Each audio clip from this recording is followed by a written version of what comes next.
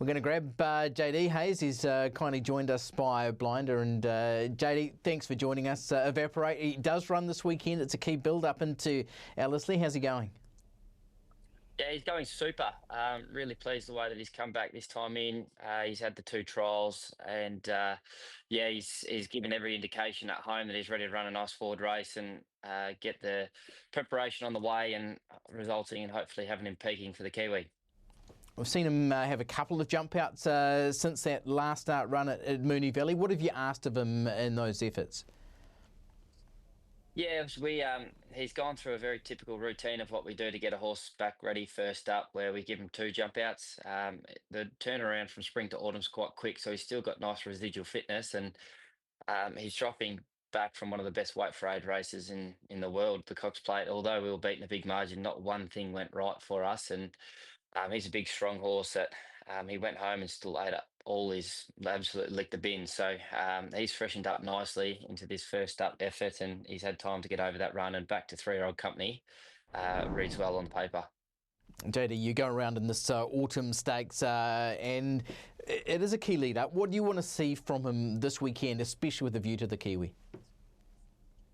Personally, wouldn't mind seeing him winning. That'd be a nice start. But as long as he's running a nice competitive race, Angel Capital was quite a short price in the Guineas over here, so he got healthy respect for our competition. But I think Evaporate is a horse with plenty of quality, and I think he'll run a nice race. When will he come over to New Zealand, and what other plans for him while he's here? We booked the flight on the 27th, so we've got 4 weeks to the Kiwi. Depending how he comes out of his run, we'll make the decision as to whether to run him in a race like the Futurity, a weight for age 1400, or give him a nice strong tick over trial at Cranbourne before he boards the plane and flies over. And he'll be taking part in the Breakfast with the Stars Gallop, so we'll have a look at Ellerslie on the Tuesday before the Saturday. So it's a really nice little map into the Kiwi. Great to see you guys coming out and playing New Zealand races. Obviously, we saw Karaka Million horse running really well there, and of course Saturday as well with Head of Shot. Is it just around the boosted prize money in New Zealand, or is this something that has been on the radar for Lindsay Park for a little while?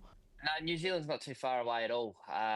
Like it's only a 3-hour plane trip, and it's definitely on the radar. And New Zealand racing is really tracking the right way. It's got attractive prize money, and I think it would be silly not to have it added to our calendars and races to target. So here to Shock this weekend, we're extremely happy to be there, and I think it's a lovely race for him. Yeah, he's won 12 of 35. We saw him winning the Supernova at Pakenham last time out. He's been to a jump out at Geelong since. How's he tracking towards this one? He had a lovely tick over trial there at Geelong last Wednesday, and he put the writing on the wall. He's an ultra consistent horse. He's going super, and he's settled in well. Nora Luby's travelled him over, and we've had such good hospitality as well. Like we couldn't be more thankful with everyone helping us out, and he's ticked every box that we've thrown at him, and expecting him to run a nice race. Can you maybe just tell us a little bit about him for those of our viewers who don't really know him? We see he does have a little bit of tactical speed that could sort of settle him in the first 4 or 5. What sort of type of horse is he, JD? He's an extremely genuine horse. He's the type of horse that you want to ride into war. Like he goes to the front, he maintains a high cruising speed, and he's a hard horse to get past. So he's a beautiful racehorse. Hence why I was able to pick up about $1.5 million this preparation, and hopefully a little bit more money to add to the till after this weekend. He has been up a long time. He's a lovely constitution for racing. He's got a great appetite. He always licks the bin, and he's been able to utilise the benefits of our property at Euroa, where he's been on the water walker and using the hills to freshen up nicely in between runs from the Supernova to this race. So yeah, he's a delight to train. Obviously, he's high class. He comes into a BCD group sprint where you are coming up against, well, with the exception of potentially Crocetti, the cream of New Zealand sprinters. You no doubt would have had numbers guys run the ruler over this race. Where does he sit? Yeah, we've got very healthy respect for horses like Grail Seeker and Savagly. They look like really progressive, young, nice horses. And look, Kiwi horses come over here, and it's so competitive. They nearly win everything. So we're very understanding that we're going there and not expecting it to be a walk in the park at all. I've seen he's been supported in the market, which is what we like to see. But the $2.30 shot Grail Seeker, I thought was awfully impressive last start, and looks the one to beat. Okay, we wish you all the best, and great to see your participation here in New Zealand racing as well. Before we let you go, I just want to get an update on the Kiwi bred, the superstar of your stable, Mr. Brightside. He goes around in the All Stakes, the CF4 on Saturday or tomorrow. What are you thinking there? Yeah, Mr. Brightside, he's a model of consistency. He seems to have ticked every box that we've thrown at him, and he's verified his short price there because he's been at the top of the tree for a while now. And there's always young up and coming horses like another Will you see there, number 5. But we are expecting him to run a really nice race.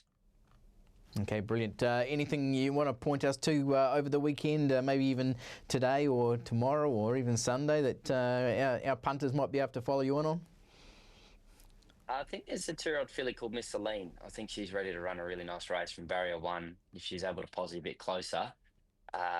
She won the debutante stakes quite impressively, and because she won that, we had the prize money to guarantee a start with Blue Diamond. So she was able to have a spell, come away. Her first up run, she was always going to need it. She's tightened up perfectly. So I think she's in good order and run better than what I'd suggest. Okay, really like that. That's in the Blue Diamond Prelude at Caulfield tomorrow as well. We thank JD Hayes for his time. Of course, trains in partnership with brothers Ben and Will, and of course, great interest in Here to Shock for tomorrow's Group 1 BCD Group Sprint at Te Rapa. What a massive day of racing it is there.